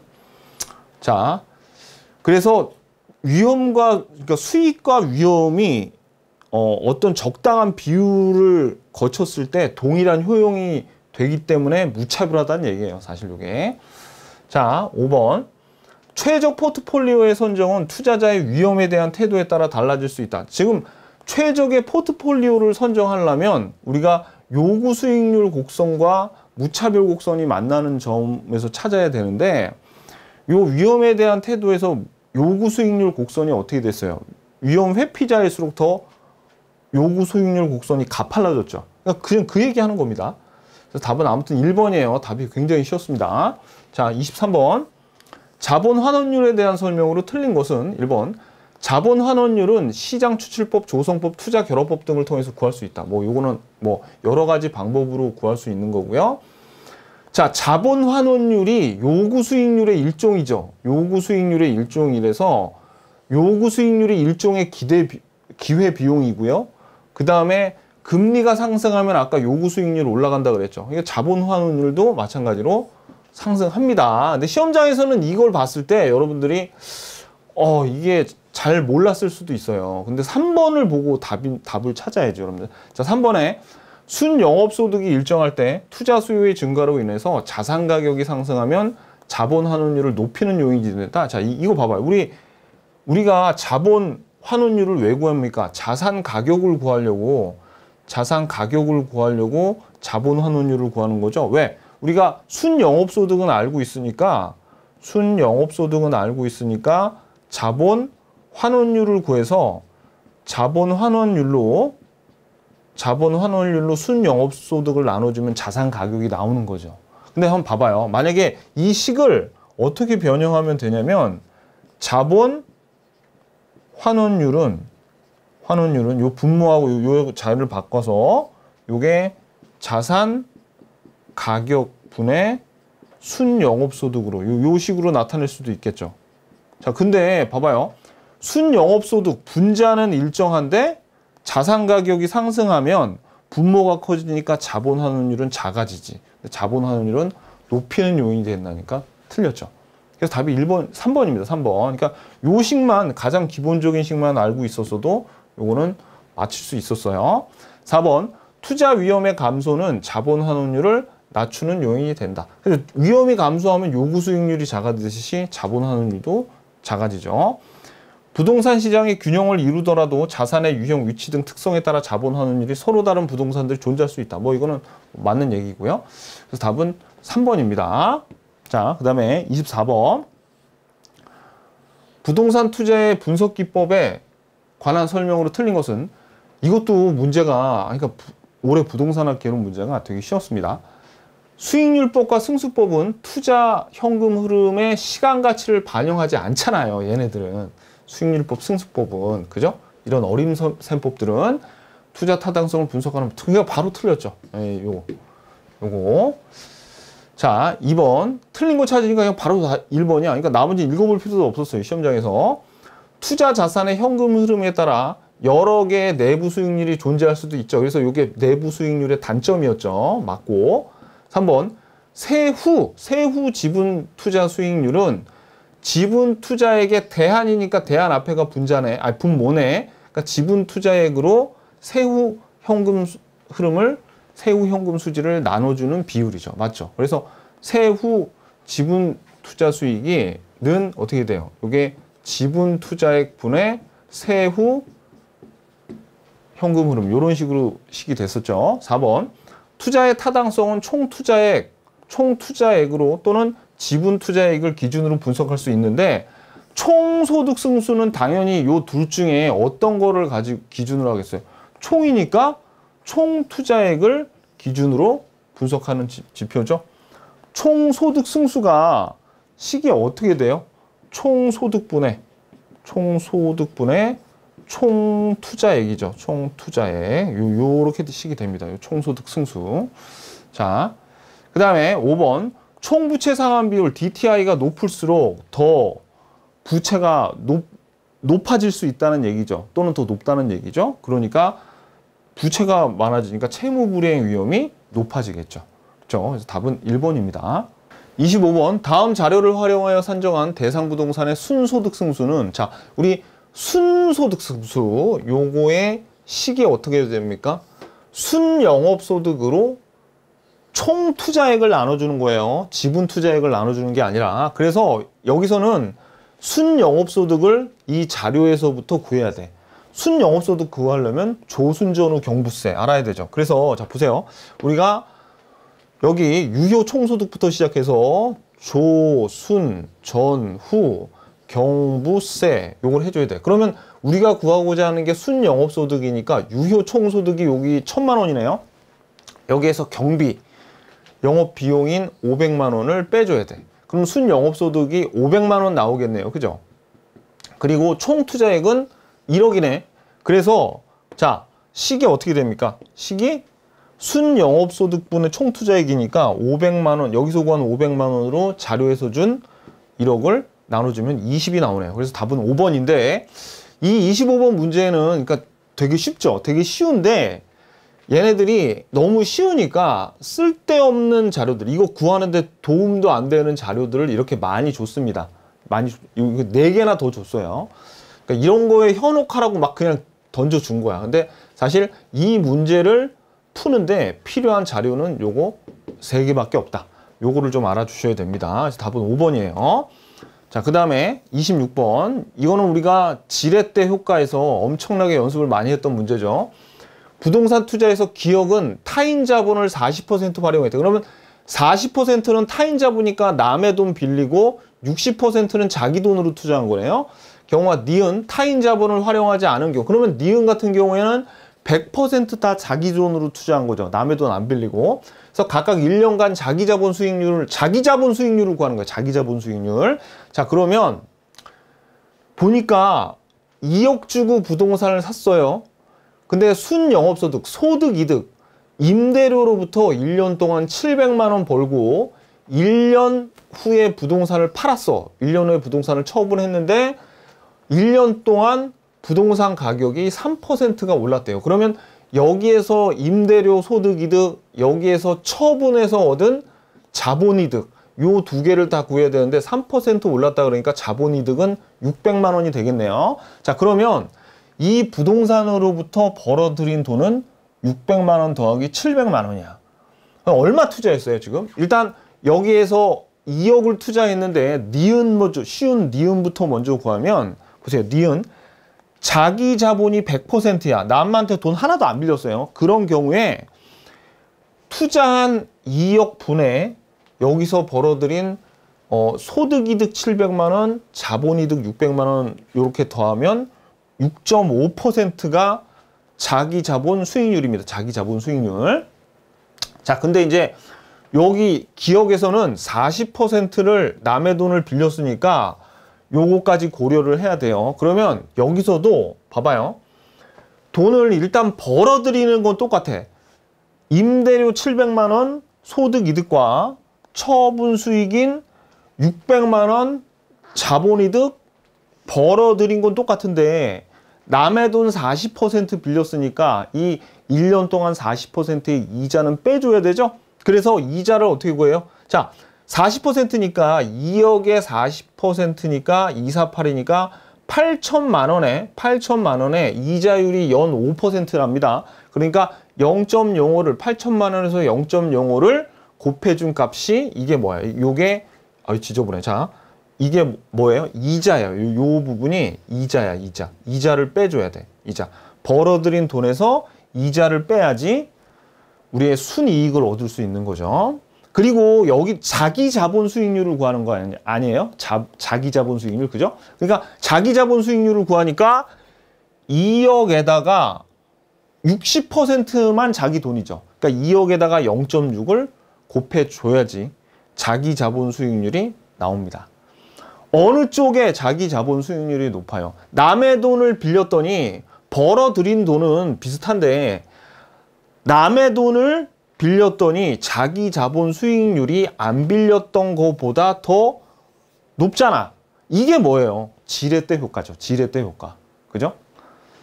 벌어들인 돈을 더 많이 버는 게 아닙니다. 벌어들인 돈을 더 많이 버는 게 아니라 자기 자본 수익률만 더 높아진 효과. 왜? 다른 사람한테 돈을 빌리니까. 이게 뭐예요? 그렇죠. 이게 더 많이 벌었으니까 이게 지렛대 효과야. 그 이유는 이자보다 높으니까 이게. 남의 돈 안 빌렸을 때 요 수익률이 있죠? 요 수익률이 이자보다 더 높잖아요. 이랬을 땐 돈 빌리면 뭐가? 그렇죠. 요 자기 자본 수익률이 더 올라간다. 자, 우리 요거 지렛대 효과에서 배웠던 겁니다. 자, 그 다음에 27번 316페이지예요. 자, 주택금융에 관한 설명으로 틀린 것은 1번 정부는 주택소비금융의 확대. 주택소비금융의 확대라는 얘기가 뭐예요? 집 사라고 돈을 더 빌려준다는 얘기야. 집 사라고 돈 더 빌려줘. 집 좀 더 사고 돈 빌려줘. 그거예요. 더 빌려줘. 금리 인하는 뭐예요? 금리 인하는 돈 쉽게 빌려가라고 금리를 낮추는 겁니다. 그러니까 집 살 때 집 좀 쉽게 더 사라고 금리를 낮춰, 이자를 낮추는 거예요. 그 다음에 대출 규제 완화도 뭐예요? 집 더 편하게 사라고 대출 규제를 다 없애는 거죠. 이러면 주택 가격이 상승하겠죠. 주택 가격 상승에 대처하는 거예요? 아니죠. 주택 가격이 너무 올랐을 때는 어떻게 해야 돼? 주택 소비 금융을 축소시키고 금리를 인상하고 대출 규제를 강화해야지 주택 가격의 급격한 상승에 대처하는 거죠. 그러니까 완전히 1번이 틀렸습니다. 그러니까 이거 그냥 맞으라고 하나 준 거예요. 우리가 요거는 연습을 많이 했습니다. 요거 이게 뭐하고 비슷해요? 우리 이거 거기서 봤잖아요. 수요. 지금 여기 주택소비금융 확대, 금리 인하, 대출 규제 완화는 수요를 증가시키는 요인이잖아. 그죠? 그러면 수요가 증가하면 어떻게 돼요? 가격이 오히려 더 올라가잖아요. 그러면 급격한 가격 상승에 대처하려면 수요를 낮춰줘야 돼. 그러려면 소비금융을 축소하고 금리를 인상하고 대출 규제를 강화해야 된다. 이것도 사실 수요와 공급 문제나 마찬가지예요. 자, 그래서 1번이 틀렸습니다. 2번부터 5번은 뭐 그냥 자, 한번 읽어나 보자고요. 주택소비금융은 주택 구입 능력을 제고시켜서, 그렇죠, 이거 돈 빌려줘서 주택을 구입할 수 있게 좀 더 잘 살 수 있도록 자가주택 소유를 촉진시킬 수 있다. 맞죠? 주택 자금 대출의 확대는 주택 거래를 활성화시킬 수 있다. 뭐 이것도 너무나 당연한 얘기고, 주택금융은 주택과 같은 거주용 부동산을 매입할 때만 돈 빌려주는 게 아니라 임대하는데, 즉 우리 전세자금 대출 있죠? 그거 얘기하는 거예요. 임대하는데도 자금 조달을 위한 금융상품을 포괄한다. 맞고요. 주택도시기금은 국민주택의 건설이나 국민주택 규모 이하의 주택 구입에 출자 또는 융자할 수도 있다. 맞습니다. 그래서 답은 1번이고요. 자, 그 다음에 28번. 이것도 하나 맞으라고 준 거죠. 주택연금 관련 법령상 주택연금 보증기관 어디예요? 그렇지, 한국주택금융공사지. 오케이. 자, 29번. A씨는 원리금 균등 분할 상환 조건으로 1억 원을 대출받았다. 은행의 대출 조건이 다음과 같을 때 대출 후 5년이 지난 시점에 남아있는 대출 잔액은 이렇게 나왔죠. 그리고 여기 보면 총 대출 기간이 30년이에요. 근데 그러니까 이거는 어떤 걸 구하냐면 5년 동안 돈 갚았죠. 나머지 25년 동안 갚아야 될 돈이 얼마나 남았는지 대출 잔액을 물어보는 겁니다. 근데 이 문제가 여러분들이 좀 까다로웠을 이유가, 얘가 지금 원리금 지급액을 연으로 줬으면은 그나마 좀 할만했는데 월별로 줬어, 월별. 그리고 여기는 연금의 현가계수를 좀 친절하게 월별 연금의 현가계수라고 했으면 그냥 곱하면 답이 나오는 거거든요. 근데 이거를 그냥 연금의 현가계수라고 하니까 괜히 여러분들이 쓸데없이 요거 곱하기 12를 한다던가 막 그렇게 해가지고 헤맸을 수 있는 문제입니다. 근데 이 문제는 되게 간단해요. 이게 저희가 화폐 시간같이 두 번째 시간에 저하고 풀어본 문제랑 똑같은데, 이게 어떻게 된 거냐면, 봐봐요 여러분들. 지금 요거를 월별이라고 생각하지 말고 그냥 연으로, 얘네 어차피 둘 다 월로 맞춰졌으니까 그냥 연으로 생각해도 똑같은데, 연으로 하면 이거 곱하기 12 해야 되겠지만, 봐봐요. 이게 어떻게 되냐면 1년, 2년, 3년, 4년, 5년. 자, 이게 금액은 원리금 원리금 균등 상환 방식이니까 똑같아. 금액은 요거 5년 동안 돈을 갚았죠. 그럼 나머지 6년, 7년, 8년 쭉쭉쭉쭉 가가지고 30년까지 똑같은 돈을 다 내야 되는데, 요 갚아야 될 금액이, 나머지 잔액이 얼마냐라고 물어보는 거잖아요. 그러면 지금 얘네들의 금액이 같죠. 금액이 같고 요거의 합의 현재 가치를 구해야 되는 거 아닙니까? 5년 후에. 그러면 어떻게 구하면 돼? 그렇죠? 여기 있는 나머지 이 지금 기간 갚은 나머지 있죠? 나머지 기간 25년 기간의 연금의 현가 계수에다가 이걸 곱하면 요거의 현재 가치가 나오는 거 아닙니까? 되게 간단하죠. 그러니까 요거에다가, 근데 얘네들이 지금 연으로 둘 다 주어지거나 월로 둘 다 지어지면 곱하기만 하면 값이 똑같아요. 근데 지금 이거 똑같아. 그리고 요거랑 곱하면 어떻게 되는 거예요? 되는 거죠. 요놈이랑 요놈 곱하면 4번이 나옵니다. 이게 9,237만 원이 나와요. 그래가지고 여러분들한테 이 문제도 그냥 곱게 주는 게 아니라 이것도 월로 요거 하나만 주고 여기다간 월인지 연인지 써주지도 않았어요. 불친절하게. 거기에다가 요런 것까지 줬단 말이야. 헷갈리라고. 근데 사실 이거는 어디에 써먹었어요? 우리 그때 문제 풀 때. 그렇지? 이거는 잔금 비율을 구할 때 요거를 써먹어요. 근데 지금 우린 여기는 대출 잔액만 구해야 되니까 이 두 개만 필요하다고요. 아셨죠? 오케이. 자, 그래서 답은 4번입니다. 까다로워요, 이 문제. 이 문제 제가 보기에는 많이 틀렸을 겁니다. 이거를 수업 시간에 제대로 안 들었으면은 아마 손도 못 댔을 거예요. 저는 요거 기본 이론 강의 시간에 이거랑 똑같은 걸 했어. 해도 사실은 여기에서 여러분들이 좀 헷갈릴 수가 있어요. 여기서. 자, 그 다음에 30번. 대출 조건이 동일한 경우 대출 상환 방식별 대출 채권의 가중평균 상환 기간이 짧은 기간에서, 자, 이거 그냥 저랑 이론 강의 시간에 이거 많이 봤죠. 가중평균 상환 기간은 요거는 그냥 원금 회수가 짧을수록 요 가중평균 상환 기간도 짧다 그랬어요. 그럼 원금 회수가 초반에 제일 많이 되는 거, 초반에 많이 될수록 여기 짧은데 가장 많이 되는 게 뭐야? 원금이 초반에 제일 많이 되고, 그 다음에 원리금 균등상은 요거보다는 원금 상환이 초반에 덜 되죠. 만기 일시 상환은 이자만 갚다가 제일 마지막에 원금 갚는 거 아니에요? 그죠? 그러니까 제일 초반에 원금이 빨리 회수되는 게 요 놈이란 말이에요. 그러니까 얘가 제일 짧고, 그 다음, 그리고 얘가 제일 길고. 그러니까 답은 1번입니다. 1번. 요거. 자, 근데 이게 왜 가중평균 상환기간 이 개념이 좀 어려워서 제가 이론 강의 시간에 다시 한번 말씀드리지만, 요게 초반에 원금 회수가 클수록 더 요게 짧아진다 그랬어요. 짧아진다고, 그죠? 그래가지고 요게 여러분들이 잘 봐야 돼요. 요 가중평균 상환 기간. 그래서 요걸 기억을 하셔야 돼요. 괜히 이거 듀레이션이라고, 이거 채권에서 나오는 개념인데 어려우니까 뭔지 몰라도 돼.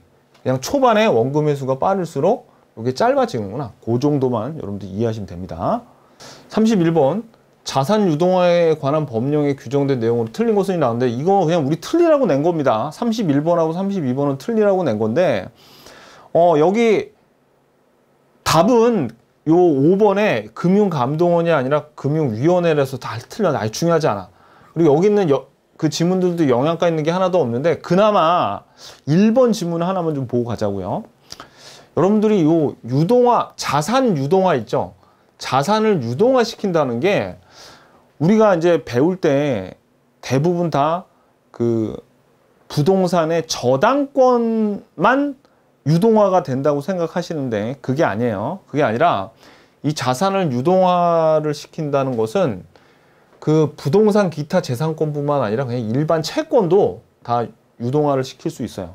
이거. 그래서 원래 이 유동화가 저당권을 가장 규모도 있고 크게 유동화를 해서 그렇지, 원래는 다른 뭐 자동차라던가 다른 재산권들 있죠. 그런 재산권을 유동화함으로부터 그 다음에 부동산 쪽으로 옮겨가서 본격적으로 시장이 형성이 된 거예요. 그래서 그 정도만 알아두자. 나머지는 뭐 답도 몰라도 돼요. 이거 다 틀렸대요. 자, 한 명도 빠짐없이 다 틀렸답니다. 그다음에 32번도 지금 여기 보면은 공공주택 특별법령상 공공임대주택에 해당하지 않는 것은 이라고 나왔는데, 우리가 공공임대주택의 종류가 8가지가 있는데 제가 한 번도 여러분들한테 말씀드린 적도 없고, 그걸 우리가 8개를 다 외울 수는 없죠. 그래서 답은 아무튼 4번이에요. 여기 보면 얘가 민간임대주택이라서 이거는 공공임대주택이 아니기 때문에 답이 요건데, 앞에다가 또 근데 공공이라고 요걸 집어넣어가지고 또 헷갈리게 해서 안 배워가지고 여러분들이 아마 틀리셨을 겁니다. 그래서 31번, 32번은 맞히기가 힘듭니다. 맞히기가 힘든 게 아니라 못 맞춰. 저거는 버리는 문제. 자, 그 다음에 33번 319페이지 보겠습니다. 자, 33번 부동산 마케팅 전략에 관한 설명으로 틀린 것은, 시장 점유 전략은 수요자 측면의 접근으로 목표 시장을 선점하거나 너무 쉽죠. 1번에 이런 거 나오면 그냥 수요자가 아니라 시장 점유 전략, 공급자 측면이죠. 그냥 바로 딱 앞에 10글자도 읽기 전에 답 나오면 나머지는 읽어볼 필요도 없습니다. 그죠? 그래서 이 시장 점유 전략의 대표적인 게 뭐예요? STP 전략하고 4P 믹스 그 전략이었죠. 그래서 이거는 수요자 측면이 아니라 공급자 측면이다. 2번 적응 가격 전략이란 동일하거나 유사한 제품으로 다양한 수요자들의 구매를 유입하고 구매량을 유도하기 위해서 가격, 아니 몰라도 돼. 이거 여러분 모르겠죠. 물음표. 아니 배운 적도 없어. 근데 답이 1번이 나왔기 때문에 알 필요도 없습니다. 3번 마케팅 믹스란 기업의 부동산 상품이 표적 시장에 도달하기 위해 이용하는 마케팅에 관련된 여러 요소들을 조합하는 게 마케팅 믹스 맞고, 시장 세분화 전략, 수요자 집단, 그렇죠. 세수해야지.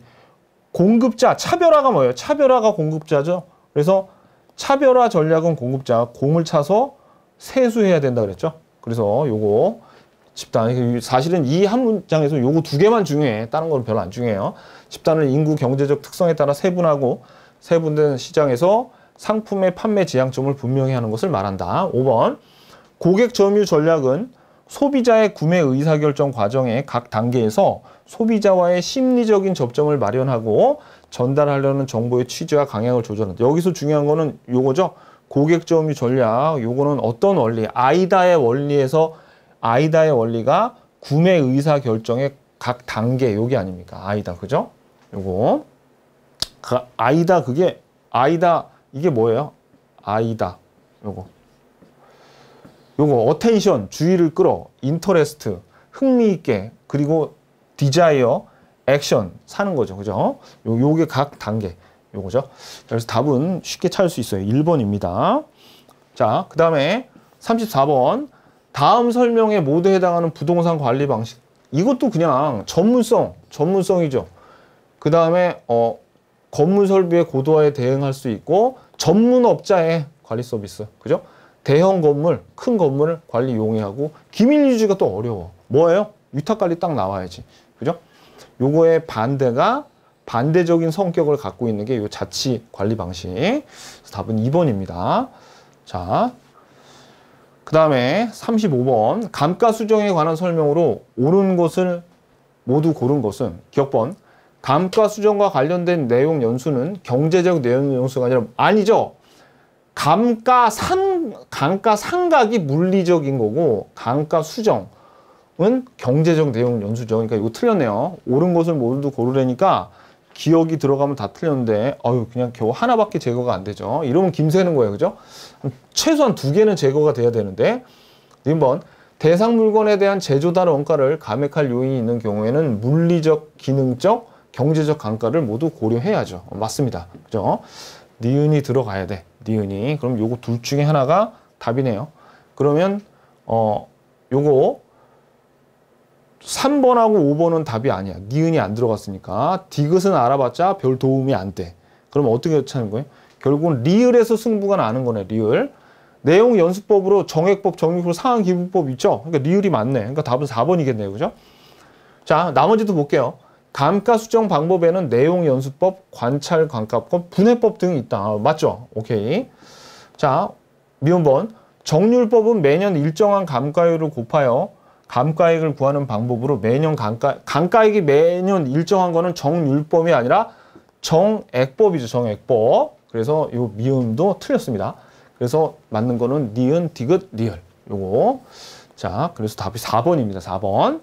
자, 36번. 감정평가에 관한 규칙상 시장가치 기준에 관한 설명으로 틀린 것은. 요건 우리 기본서 321페이지에 나오는 내용인데, 자, 감정평가액이 원칙적으로 시장가치를 기준으로 해야 되는 게 이게 원칙이에요. 근데 시장가치 외의 가치를 기준으로 하는 경우가 있어요. 첫 번째가 법령에 다른 규정이 있는 경우, 두 번째 대상 물건의 특성에 비추어 사회통념상 필요하다고 인정되는 경우, 그리고 세 번째는 감정평가 의뢰인이 요청해서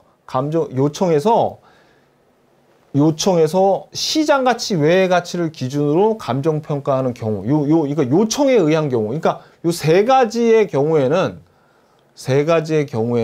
어떻게 해야 된다? 그죠? 세 가지의 경우에는 시장가치 외의 가치를 기준으로 결정할 수 있거든요. 그런데 시장가치 외의 가치를 기준으로 결정하되 그 성격과 시장가치 외의 가치의 성격과 특징을 검토를 해야 돼요. 근데 어느 경우만 빼놓고 법령에 다른 규정이 있는 경우에는 근데 성격과 특징을 검토하지 않아. 근데 나머지 두 경우에는 성격과 특징을 검토해야 됩니다. 그래서 이게 틀렸어요. 이게 틀렸어. 그래서 이 4번 문장이 맞는 문장이 되려면 어떻게 해야 되냐면 법령에 다른 규정이 있는 경우에는 시장가치 외의 가치를 기준으로 감정평가할 때 그때는 이런 성격과 특징을 검토하지 않는다. 이러면 맞는 문장인데 법령에 다른 규정이 있는 거 말고 나머지 두 개는 감정평가할 때 그 밖에 성격과 특징을 검토해야 됩니다. 그래서 틀린 거예요. 답이 되게 어렵죠. 그죠? 답이 되게 어렵다고요. 이 문제는. 근데 5번 지문은 5번 지문은 무슨 뜻인지 한번 봐봐요. 감정평가 법인 등은 시장가치 외의 가치를 기준으로 하는 감정평가 합리성 및 정법성이 결여되었다고 판단할 때에는 의뢰를 거부하거나 수임을 철회할 수 있다. 이건 무슨 얘기예요? 자, 지금 예를 들어서 여기 감정평가 의뢰인이 야, 나 이거 시장가치 이외의 가치로 좀 감정평가를 해줄래라고 부탁을 했는데 택도 없는 부탁을 했어. 택도 없는 부탁을. 그러면 어떻게 해야 돼? 야, 그거는 시장가치하고 너무 동떨어져가지고 우리는 그렇게 감정평가 해줄 수 없어라고 의뢰를 거부하거나 수임을 철회할 수 있다라는 거. 그래서 사실은 요 내용, 요 네 개를 사실 우리가 배우긴 배웠습니다. 제가 강조는 하지 않았었지만 요거는 어디에서 제가 더 강조를 드렸냐면 사실은 5조에서 안 나오고 저는 6조에서 나올 줄 알았어요. 감칙 6조에 보면 조건부 평가에 관한 문제 있죠. 거기도 요거가 똑같은 유형의 규정이 있습니다. 택도 없는 조건을 붙여가지고 감정평가 해달라고 할 때는 거부하거나 수임을 철회할 수 있다 그랬죠. 그래서 사실 이거는 좀 비교적 구석에 있는 내용이라서 여러분들이 기억하기가 좀 어려웠을 거예요. 답도 어려운 편입니다. 답도 요게 좀 어려운 편이에요. 근데 아무튼 답은 뭐다? 4번입니다. 4번. 요거 시장가치 외의 가치를 기준으로 결정할 수 있는데 이런 성격은 고려해야 돼. 어느 때만 빼고 요 법령에 다른 규정이 있는 경우는 이때는 검토하지 않아도 된다 라는 얘기입니다. 아셨죠?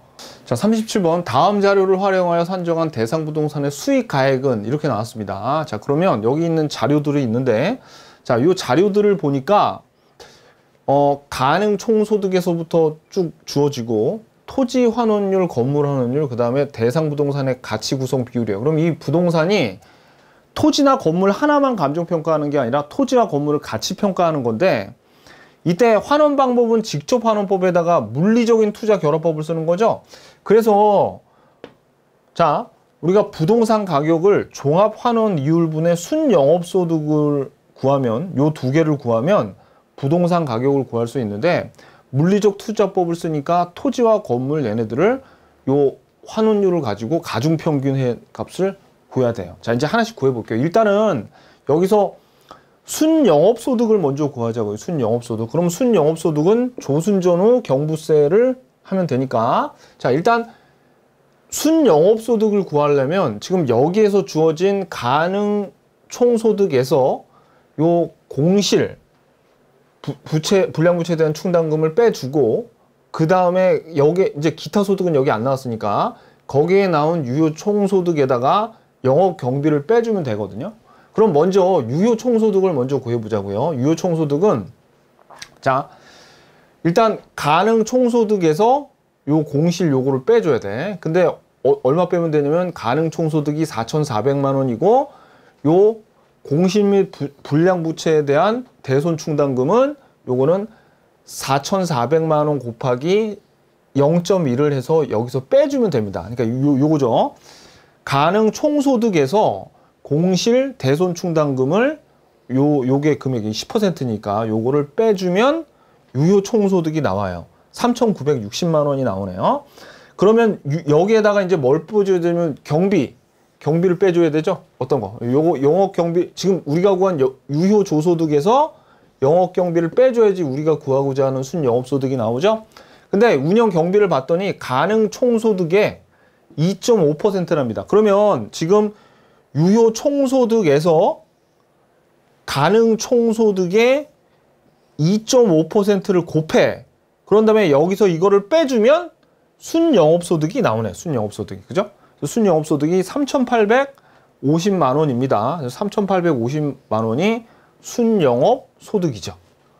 그러면 종합환원 이율을 이제 구해야 돼. 종합환원 이율. 그럼 종합환원 이율은 어떻게 구하느냐? 자, 여기 지금 부동산이 있는데 그 가치가 토지가 60%를 차지하고 건물이 40%를 차지한대요. 그리고 토지의 환원율이 5%니까 요 토지의 가치 구성 비율을 가중 평균으로 해서 구해야 돼. 그러면 5% 0.05 5% 곱하기 0.6을 곱하면 되겠네. 5% 곱하기 0.6. 그죠? 그 다음에 요거는 건물 환원율에다가 건물의 가치 구성 비율을 곱해. 그러면 요거는 어떻게 해요? 10%에다가 0.4를 곱하면 되죠. 그래서 얘네들을 더하는 게 가중 평균 하는 거죠. 그래서 7%가 나와요. 종합 환원율은 7%가 나오니까 우리가 구했던 순영업소득을 7%로 나눠주면 5억 5천만 원이 나옵니다. 그죠? 그래서 이게 답이 3번입니다. 3번. 자, 요렇게 구하면 되는 거예요. 이게 시간은 좀 걸릴지 몰라도 연습을 많이 했으면 쉬운 문제였죠, 이거. 그죠? 자, 38번. 감정평가에 관한 규칙에 관한 내용으로 틀린 것은 1번. 기준 시점이란 대상 물건의 감정평가액을 결정하는 기준이 되는 날짜를 말한다. 맞죠? 2번. 하나의 대상 물건이라도 가치를 달리하는 거 구분평가죠? 구분하여 감정평가할 수 있다. 맞고. 3번. 거래 사례 비교법은 감정평가 방식 중 비교 방식에 해당되나 공시지가 기준법은 비교 방식에 해당되지 않는다. 틀렸죠? 왜? 비교 방식 3가지 있잖아요. 거래 사례 비교법, 임대 사례 비교법, 공시지가 기준법 이 3가지가 비교 방식에 해당이 되죠. 그래서 한번 볼까요? 우리 그 기본서 351페이지 표에 간략하게 나와 있는데 지금 비교 방식에 거래 사례 비교법뿐만 아니라 공시지가 기준법도 비교 방식에 들어가요. 그죠? 임대 사례 비교법도 여기 하나고 나머지 원가 방식이나 수익 방식은 각각 가격화 임대료를 얻는 거 요거 하나씩밖에 없는데 요거 하나가 추가가 됐었습니다. 꽤 오래 전에. 그래서 요거 그래서 간단하게 답을 찾을 수가 있죠. 그죠? 그래서 답은 3번. 자, 그러니까 계산 문제 같은 거 안 하더라도 이런 걸 맞춰줘야 된다고요. 감정평가에서. 4번. 감정평가 법인 등은 대상 물건별로 정한 감정평가 방법을 적용하여 감정평가하되 주된 방법을 적용하는 것이 곤란하거나 부적절한 경우에는 다른 감정평가 방법을 적용할 수도 있습니다. 3가지 방식 중에 다른 방식을 써도 돼요. 주된 방식이 만약에 그 적용하기가 곤란하면 그러니까 적산법을 쓰기가 좀 힘들다. 원칙은 적산법을 써야 되는데 그러면 거래사례 비교법으로 구해도 된다는 얘기예요. 자, 5번. 감정평가 법인은 등은 감정평가서를 감정평가 의뢰인과 이해관계자가 이해할 수 있도록 명확하고 일관성 있게 작성해야 되겠죠. 그렇죠? 이건 뭐 당연한 거고. 그래서 답은 3번입니다. 39번. 다음 자료를 활용하여 거래사례 비교법으로 산정한 토지의 비중 가액은 이렇게 구하는 거네요. 그죠? 그러면 여기 일단 대상 토지가 나와 있습니다. 대상 토지. 기준 시점 나와 있고요. 그 다음에 이제 거래 사례가 이렇게 쭉 나와 있죠. 자, 그러면 볼게요. 일단 우리 사, 시, 지, 개, 면 이거 기억나시죠? 먼저 사정 보정치가 0.9로 줘주고 자, 이제 거래 가격은 일단 8억이죠. 그래서 8억에다가 곱하기 사정 보존치가 0.9예요. 0.9를 곱해야 돼. 그죠? 그리고 이제 시점 수정을 봤더니 시점이 여기 10월 29일이 기준 시점인데 한 4-5달 전에 6월 1일 날 거래 사례가 이때 팔린 거죠. 그러면 이때 시점 보정은 지가 변동률 가지고 해야 되죠. 지가 변동률이 6월 1일부터 10월 29일 사이에 주거지역은 5% 상승하고 상업지역이 4% 상승했대요. 그러니까 봤더니 요거 지금 제2종 일반 주거지역이죠. 주거지역이니까 요 4%는 아니야. 요걸 써먹어야 돼. 요거. 그래가지고 요거 시점 수정 곱하기 1.05를 해줘야 되네요. 그죠? 그리고 지역 요인은 인근 지역인가 봐요. 그죠? 지역 요인은 인근 지역이니까 거래 사례와 동일하다고 나왔죠. 볼까요? A시 B구 C동 350번지가 대상 토지인데 거래 사례는 A시 B구 C동 같아. 그리고 340번지야. 그러니까 바로 옆에 있겠네. 그죠? 그러니까 요거 지역 보정은 할 필요가 없다. 그 개별 볼게요. 개별 요인을 봤더니 거래 사례에 비해서 5% 열세래요. 그러면 이건 뭐가? 대상 부동산이 주어가 대상 부동산이네. 거래 사례에 비해 5% 열세니까 분자를 빼줘야 되겠네. 그래서 100-5 100분의 100-5예요. 요거. 그러니까 0.95겠네. 그죠? 면적을 봤더니 대상 토지가 150인데 요 거래 사례는 면적이 200이죠? 그래서 200분의 150을 해주면 우리가 보정치와 수정치를 다 알 수가 있습니다. 그죠? 그래서 여기다가 요 8억을 곱해주면 8억을 요렇게 곱해주면 답이 나오는 거예요. 그러면 얼마가 나오냐면 요렇게 나온대요. 요렇게 2번 5억 3,800, 650만 원 아니 5억 3,865만 원 이렇게 2번이 답입니다. 자 40번 부동산 가격 공시에 관한 법령이 규정된 내용으로 옳은 것은 1번 국장이 표준지 공시지가를 조사평가할 때는 반드시 둘 이상의 감정평가 법인들에게 의뢰해야 된다. 근데 이 문제도 사실 좀 맞히기 어렵습니다. 이 문제도 여러분들 한 2개나 3개 정도를 찍었을 거야. 2개 중에 3개 중에 하나를 찍어야 돼요. 여기는 요 반드시가 들어가서 틀려요. 왜냐하면 둘 이상의 감정평가에게 의뢰하는 건 맞는데 지가 변동이 작은 표준지의 경우에는 그때는 하나의 감정평가 법인에 의뢰된다는 규정이 있습니다. 구석에 있죠. 그래서 이게 옳은 거 찾으니까 이게 틀렸죠. 그러니까 이거 모르지. 시험장에서 사실 이런 거 보고 이게 맞았는지 틀렸는지 어떻게 알아요. 그죠? 저 구석에 있는 건데. 2번 표준지 공시지가의 공시에는 표준지의 지번 단위 면적당 가격 이런 거를 사실 우리가 외울 수는 없잖아요. 이거 하나하나 다를. 근데 이게 보통은 틀린 거 찾는 지문에서 그냥 하나 깔아주는 걸로 나오는데 이번에는 이게 답으로 나왔습니다. 이게 답으로. 근데 1번도 모르고 2번도 확실하게 안 해온 상태에서 2번을 답으로 쓰기는 어려웠겠죠. 그죠? 3번 국장은 표준주택에 대하여 매년 공시 기준일 현재 적정 가격을 조사하고 요거는 여러분들이 국장이니까 중앙부동산 가격공시위원회에서 공시해야 되죠. 심의를 거쳐서. 국장하고 시군하고 같이 있잖아요. 이건 틀렸다고 알아야죠. 그죠? 4번 국장은 표준주택 가격을 조사 산정하고자 할 때는 감정평가 법인 등 또는 한국부동산원에게 의뢰하는 건 아는데 요 감정평가 법인은 안 해요. 그래서 요거 또는 요게 붙어서 틀렸어요. 요거는. 그러니까 요것도 사실은 발견하기 좀 힘들단 말이야. 1번은 구석에 있는 거라서 모르고 2번은 제가 외우지 말라 그랬으니까 안 외웠을 거고 외우라 그런 것도 잘 안 외우는데 그리고 4번 같은 경우에는 요거는 기억나도 이게 붙었나 안 붙었나 요거 가지고 헷갈릴 수 있죠. 그러니까 요 3개 중에 하나. 이거 5번은 근데 당연한 거야. 표준 공동주택은 표준 공동주택, 개별 공동주택 이렇게 안 나눈다 그랬죠. 그러니까 요건 틀렸고. 그래서 답이 2번이긴 합니다. 2번이긴 하는데 이 문제도 그렇게 쉽지는 않았어요. 여러분들이 맞히기에는.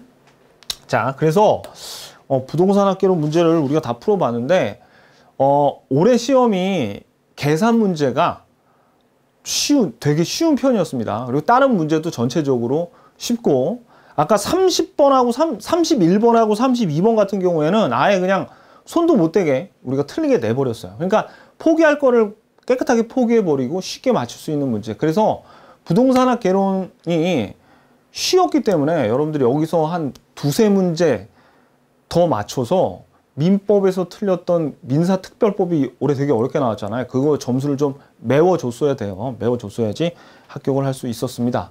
아셨죠? 자, 우리 계속 이제 시험 풀어봤으니까 열심히 공부하자고요.